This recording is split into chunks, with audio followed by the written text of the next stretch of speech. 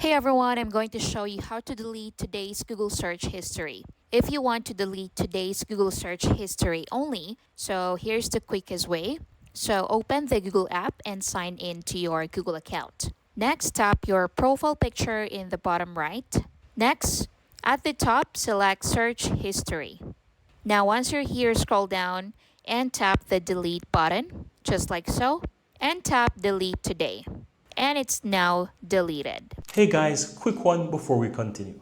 You see, my team and I publish simple step-by-step tutorials showing you how to use your favorite apps, its settings, and various features. And so if you're finding these tutorials useful, I'd really appreciate if you hit that subscribe button below to also show some support and of course so that you'll never miss out when we release videos coming up every single day.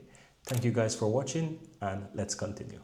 So you can confirm if prompted, and that's it. So this delete search is saved to your Google account. And that's it. Thank you for watching.